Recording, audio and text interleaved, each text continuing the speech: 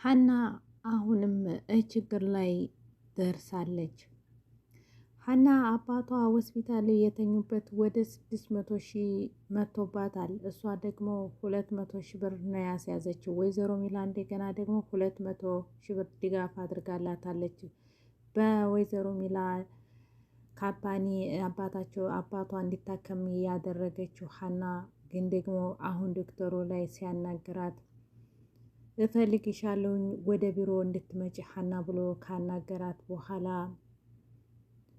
ወይዘሮ ሚላ ያስያዘችው 200,000 ብር ነው። አንቺም ደግሞ 200,000 ብር ነው። ግን ደግሞ አባትሽ የታከሙት መድኃኒቱ ወደ 600,000 ብር ዘልቋል ብሎ ዶክተሩ ካናገራት በኋላ ሀና በችግርና በመጨናነቅ ጥላው ወጣች ወደ ውጭ።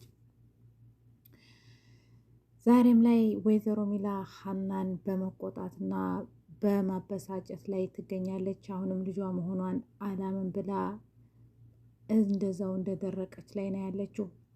ሀሴት ናት እንጂ የኔ ልጅ ሀና የምትባል ልጅ የለኝም እያለች ጩቤ እየረገጠች ትገኛለች። ወይዘሮ ሚላ ዋልሺ ነገ ስታቂያት ሀና ልጅሽ መሆኗን ምንት ይሆን? ወይዘሮ ሚላ አሰላሙ አለይኩም ወራህመቱላሂ ወበረከቱ። ውድ የኢትዮጵያ ልጆች እንዴት ናችሁ? እንዲሁም ለክርስቲያን ወገኖች ሰላም ጤና ይስጥልኝ ብያለሁ። ኖላዊ ክፍል 47 መጥቻለሁ። ላይክ እና ሰብስክራይብ አድርሱ። ልጆቼ ስለምታበረታቱን ደግሞ እናመሰግናለን። ዛሬ ላይ እንግዲህ ሀሴትና ሀና በአንድ ላይ ምርመራ በቀረቡበት ሰዓት ዶክተሩ ወደዚህ እንደመጣችሁ ስማችሁ መጀመሪያ ቅድሚያ አስተዋውቁ ካላቸው በኋላ ሀሴትም ቀደም ብላ ሀሴት እባላለሁ፣ ችግር የለውም ግን ደግሞ ይታወቃል ማንኛችን ልጅ እንደሆን ለዝም ብሎ ለመናገር ያክል ነው ብላ ትትለው፣ ዶክተሩም ደግሞ አዎ ሊሆን ይችላል ግን ደግሞ የኔ ሞያዬ የእናንተ ማንኛይቱ ሀሴት ማንኛይቱ ሀና የሚለው ለመመርመር ሳይንሳዊ እውቀቴን ነው ብሎ ይላታል። ዶክተሩም ሀናን አንቺስ ማን ነው ስምሽ ብሎ ሲላት ሀና ኖላዊ ይባላሉ ስትለው አንቺን እንኳን ለወጉ እንጂ ከይህ በፊት አውቅሻለሁ ብሎ ሲላት ሀሴት በመደንገጥ ምን እንዴት ልታውቃቻልክ ብላ በጥያቄ ታፋጣው ጀመር። ዶክተሩም በእንደ አጋጣሚ ሆኖ የሀና አባት እኛ ሆስፒታል ነው የተኙት፣ የሀናን አባት ደግሞ የምቆጣጠረው ዶክተር እኔ ነኝ፣ በዛ አጋጣሚ ሀናን ተዋውቂያታለሁ ብሎ ይላታል ሀሴትን። ሀሴትም በመቆጣት እሺ አሁን ምንድን ነው የምናደርገው ብላ ስትጠይቀው ዶክተሩም ወይዘሮ ሚላትና አቶ መስፍን ናሙና ሰጥተዋልና አሁን ደግሞ የእናንተን ነው የምንወስደው ብሎ ያናግራቸው ጀመር። ሀንዬም ደግሞ የምን ናሙና ነው የምንሰጠው ብላ ሀና ትጠይቀው አወይ ቤተሰቦቻችሁ የፈለጉት የፀጉር ናሙና ነው ብሎ ዶክተሩ ይላል ሀናን።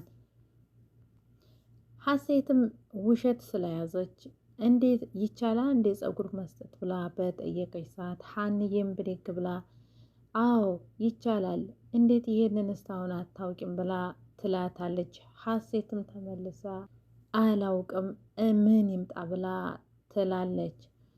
ዶክተሩም ሀና እንዴት ይሄን ልታውቂ ቻልሽ ብሎ ሲላት ሀንዬም ይሄ እኮ ከባድ አይደለም ብላ ስላለች ዶክተሩም አዎ ከባድ አይደለም ግን ደግሞ ብዙ ሰው የዲኤንኤን ምርመራ ሲመስላቸው የደም ግሉኮክስ በመውሰድ ነው የሚመስላቸው ብሎ ይላታል። ሀንዬም ደግሞ ሕክምና ተምሬያለሁ በዛም ላይ ደግሞ ለተወሰነም ጊዜ ቢሆን በሕክምና ሳገለግል ኖሬያለሁ ብላ ዶክተሩን ትለዋለች። ዶክተሩን በመደንገጥ እንዴት ቆይ ልትማሪ ቻልሽ? የነ ወይዘሮ ሚላ ሰራተኛ መሆንሽን እንጂ እንዴት የህክምና ባለሙያ እንድትሆን እንደሆንሽ አልሰማሁም ብሎ ሲል ሀሴት በቅናት ተቃጠለች። ዶክተር ወይ የሀናን ታሪክ ለመስማት ነው ወይስ ናሙና ለመስጠት ነው ብላ ዶክተሩን አናገረችው። ዶክተሩም ደግሞ ይቅርታ ናሙናችሁን ውሰዱ ብሎ ሲል ሀሴትም በመፍተን እሺ ፀጉሬን ቆርጬ ልስጦኝ ስትል ሀንዬ በሳቅ ትሄዳለች። ምን ያስቅሻል ትላታለች። ሀና ምንም አይደለም ብላ ስትል ዶክተሩ ደግሞ መጀመሪያ ፎርም ሙላለውና ፎርም ሙሉም ብሎ ወረቀት ለሁለታቸውም ያከፋፍላቸው ጀመር። አደራ በጥንቃቄ ፎርም ሙሉ፣ ምንም ስህተት እንዲኖረው አልፈልግም ብሎ ሲል ሀንዬም እሺ ዶክተር እንሞላለን እናመሰግናለን ብላ ሁላቸውም ፎርም ከሞሉ በኋላ እሱም እየጠበቃቸው ያለ ሀንዬ ጨርሳ ሰጠችው። ኖላዊ ሆስፒታል እንደተኙ አሲር ሀና ስራ በሆነችበት ሰዓት አሲር ስለሆነ የሚጠብቃቸው አሲርም ተነስቶ ፋዘር አራባችሁም እንዴ ብሎ ሲላቸው ፋዘርም ኧረ እኔ ራቤም ትዝም አላለኝም ብለው ከምኝታቸው ቀጥ እንዳሉ አሲር ምን ሆነዋል ፋዘር ብሎ ሲላቸው እኔማ ምን ሆናለሁኝ ግን ልጄ የሆነችው ነገር አላት ብሎ ይለዋል። አሲርም ሀንዬ ምን ሆነች ፋዘር ብሎ ሲለው ጸልይልኝ ብላ ወጥታ ሄደች ብሎ ይለዋል። አሲርም ሀና ምንም አትሆንም ከሁሉም ጋር የምትግባባ ልጅ ናትና ፋዘር ዝም ብሎ አይጨነቁ፣ ግን ደግሞ ጸሎት አድርጉላት ብሎ ይለዋል። ግን አሞታ እንዴ ፋዘር ብሎ ሲል አሞሃል ማለት ምን ማለት ነው አሲር ብሎ ይለዋል ኖላዊ። ምናልባት ጭንቅላቶ ሲለው አሞት እንደሆን ብዬ ነው ብሎ አሲር ሲለው ኖላዊ ደግሞ አብዳሃል እያልከኝ ነው እንደ አሲር ቆይ ብሎ ይላቸዋል። አሲር በተፈጥሮ ፈገግታና ተጫዋች ልጅ እንደመሆኑ ኖላዊን በጣም ያስቃቸዋል። አሲር ወጣ ብሎ ሲሄድ ኖላዊም አሲር ባይኖር እንዴት ሆነው ነበር ብለው ይላሉ። ከአሲር ጋር ሲሆኑ ፈገግና ጨዋታቸው ይጨምራል። ኖላዊ እና መስተሽፋ ሆስፒታል የመጣሁት ልጨፍር ነው እንደ አሲር አንተ ልጅ ተው ግደለህ ምን ሆነህ ነው እንዶ እያሉ ኖላዊ አሲርን ይቆጡታል።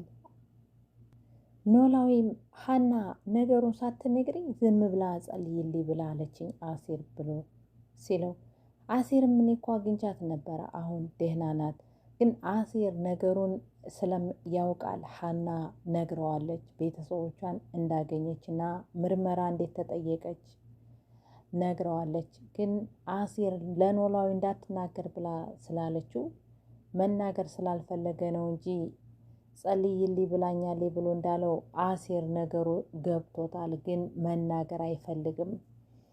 ኖላዊ ግራ ተጋብታቸው እኔ የሆነችውን አላውቅም እንደዛ ብላኝ ወጥታ ሄደች ብሎ ይለዋል። አሲርም እሱን ለመረጋጋት ሀና ብርቱና ጠንካራ ላይ ስለሆነች ምንም አትሆንም አሁን ትመጣለች ብለው ለማረጋጋት ሞከረ።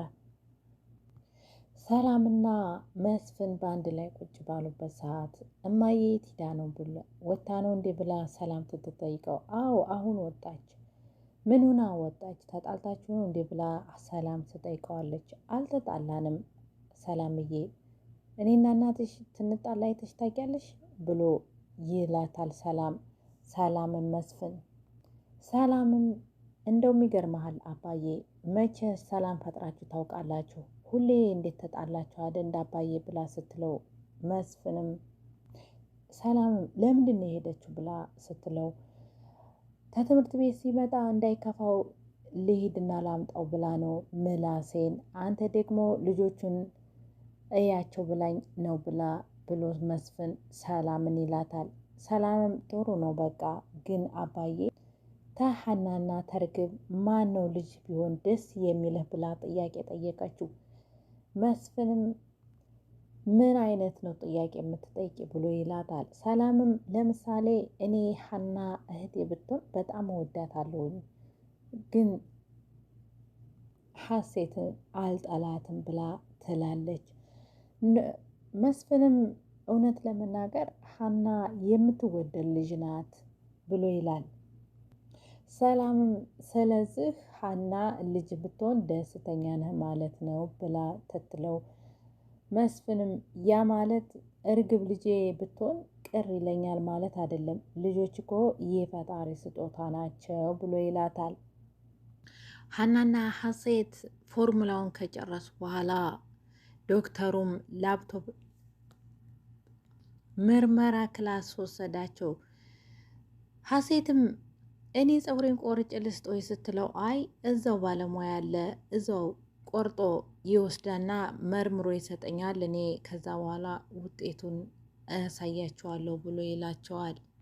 ዶክተሩም መልካም ጊዜ ብሎ ደግሞ እንዳትቆጡና ሲላቸው ሀሴት ወይ ዶክተር ልትላጨን ነው እንዴ ብላ ትትለው ሀንዬ እንደሱ ሳይሆን ፀጉር ከስር ነው የሚነቀለው ማለቱ ነው ትላለች።